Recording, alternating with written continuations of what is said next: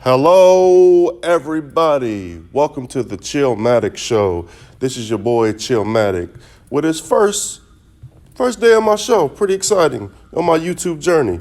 But today we'll be talking about Mr. Football, Mr. himself, Mr. Bishop Gorman, Mr. Ohio State, Mr. Miami, maybe Mr. UNLV. We just don't know. Tate Martell.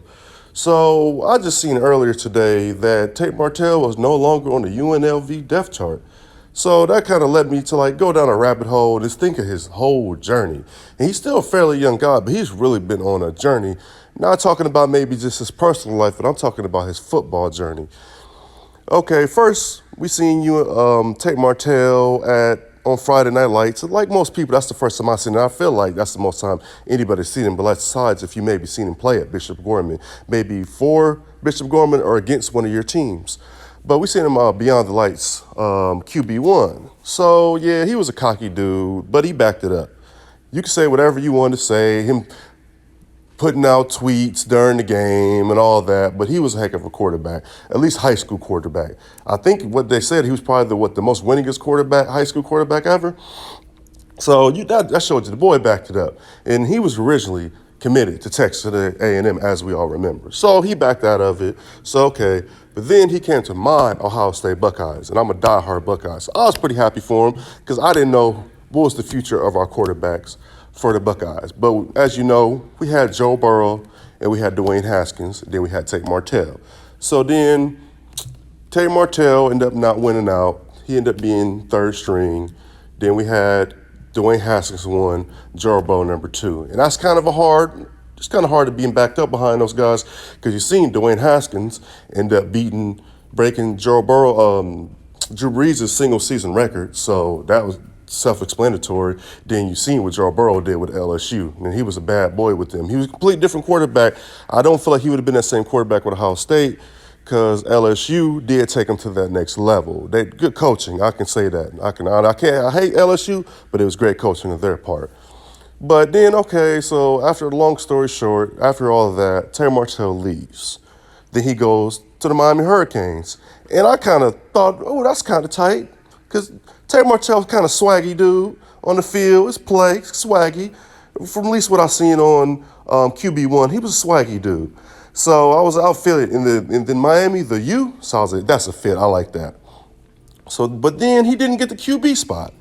Then he ended up being a wide receiver. So I'm like, he got a little bit of speed. I didn't really see wide receiver speed with him. He was quick for a quarterback. It's the difference between quick from a quarterback and then being a wide receiver.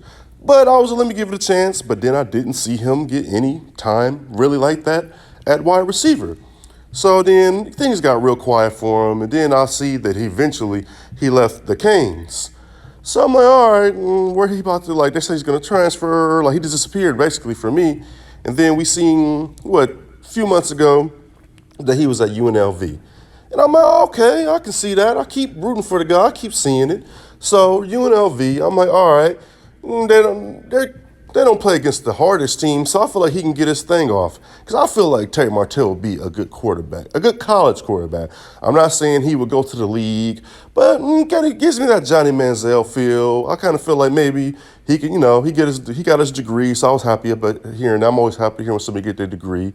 But he can go ahead, play a little bit of football, and then maybe he can go up to Canada, maybe work on his mechanics, get his mechanics together, and then maybe, who knows, he could come to the league. They say he's short, but we do see short quarterbacks, quote unquote, doing their thing. Look at Russell Wilson. I know Russell Wilson is a phenomenon, but it is possible for Tate. I feel like if he had put the work in. But then we seen here recently, on the 30th of August, that UNLV dropped their depth chart and Tate is no longer on there. So now it leaves me to wonder what's going on because I hope he didn't just quit and lose his passion, but all that moving around, I do feel like may have made Tate lose his passion for football. It's only so much somebody can deal with. It is just a sport, but this is something that you love. So just imagine it's something that you love and you keep having to move around all the time, move around just in the chase for something you love. Like say you're chasing a woman and you love her, but then you keep having to move and keep having to move and keep having to move.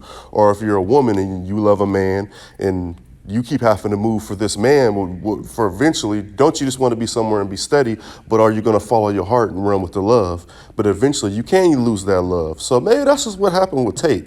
Maybe he just lost his love for the game, or maybe things at UNLV, they just didn't see what they wanted to see from him, didn't see the talent that they've always heard about and seen and stuff like that. Maybe they seen that maybe this is why the guy moved around, because he's a great high school quarterback, but NCAA football is still a whole different thing. But maybe you guys let me know what you think. This is my first video and I appreciate this. Make sure you like, comment, subscribe, hit that like button. I appreciate it. I'll be coming this all sports, every day that I post. I'm trying to post every day. And if I don't, that just means I'm slacking. I'm sorry, but I'm going to do my thing. Y'all peace out and y'all have a good day and God bless.